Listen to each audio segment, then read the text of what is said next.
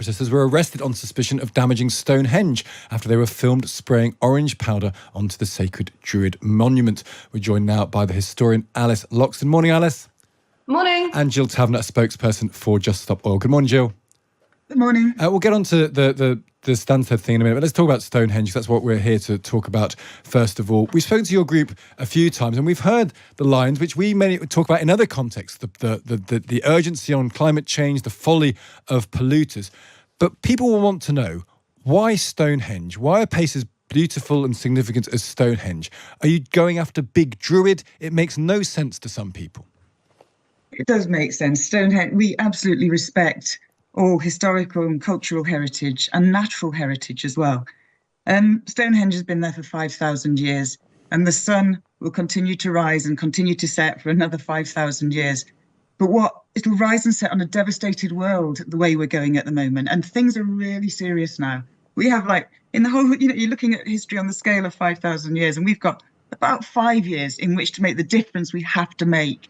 The damage done to Stonehenge was minimal. They've said there's no damage done. It was cornstarch. It's been blown away by blowers. But the damage that's being done to our environment and is immeasurable, really. And that's really what we should be enraged about. Stonehenge has been a good place to get people talking about that and to get that idea of the short amount of time in relation to the whole. But don't you see that there's a whole bunch of people who want to sympathise with what you're saying, but they regard that as an act of desecration, an act of vandalism. You're taking something that's beautiful and part of our heritage, as you say, and you are doing something that disfigures it. And that winds people up. That response by this language, and wouldn't it be good if you got fossil fuel execs here and said, people are angry about the devastation you're doing to the planet, to the future, and that you need to stop right now because that's in the interest of greed. Putting some powder on Stonehenge was not in the interest of greed. It was in the interest of love for everything that we hold dear right now that's been devastated. It's really serious times. We've got 5 years. We need to end fossil fuels by 2030. Alice, a bit of cornstarch on Stonehenge allows me on here to say that. Alice, you're a historian. What do you make of this? Is this a harmless way of raising an important issue, or could it have an impact on historical monuments?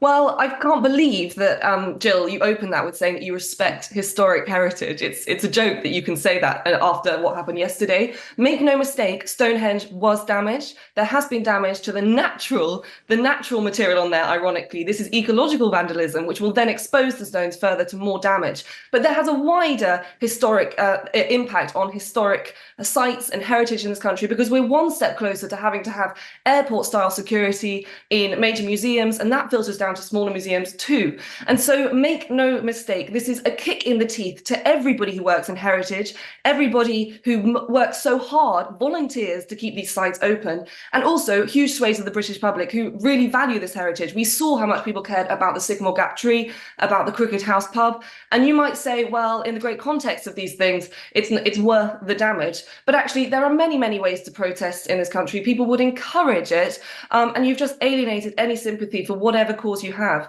And I just don't see why you have to be attacking what is essentially another charity to make your issue heard. Gill? Yeah, we're not attacking a charity. And I think it's a pity you came on with that aggressive way, because we could have a sensible conversation, and that's what's really important. You say there was damage done to the nature on Stonehenge. Yeah, there's lichen on it. Lichen is extremely susceptible to the effects of climate change. The reindeer are struggling to find lichen on which they depend in Scandinavia because of climate change. So let's get that bit straight. Yes, I do. I've been an English teacher for over 20 years. I have immense respect for our cultural heritage. And I've thought long, we think all of us who do everything for Just Stop Oil think long and hard about it, about whether we're comfortable with it.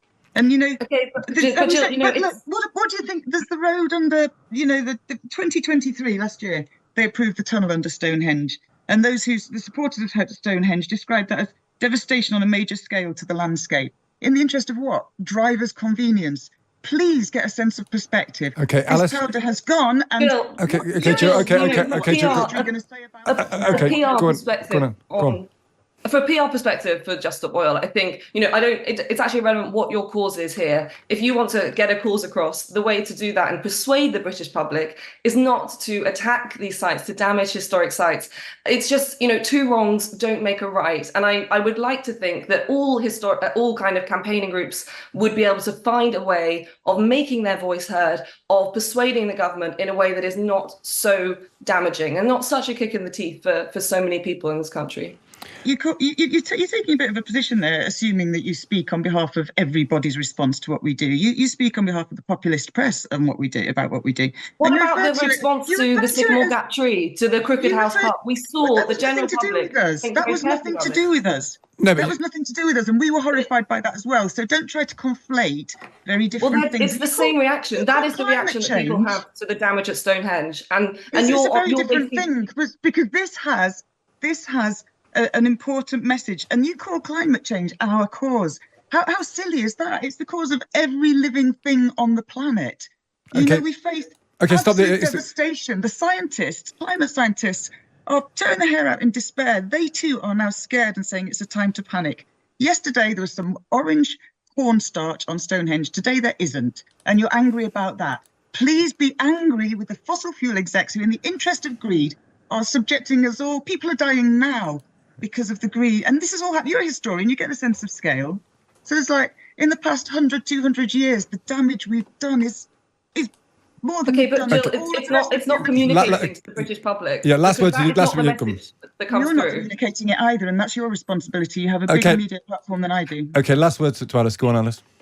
I just say, if you want to get across to the British public a message of whatever that message is, the way to do that is not to damage heritage or history. Alice Loxton, Gill Tavner, a spokesperson there for Just Stop Oil. Alice is a historian as well. Loads of you getting in touch, as you might imagine. The question is, do the ends justify the means? If you agree with the cause, do you agree with this method of making that protest? Gill says it absolutely is necessary. Alice says you actually alienate the people you want to support you. And so many of you getting in touch and saying, oh, why are you giving them airtime? But then others of you saying, well, actually, I wanted to hear what they had to say and make up my own mind. And this is always the kind of reaction that we get. But hopefully you did find it, ultimately, you found it illuminating and useful.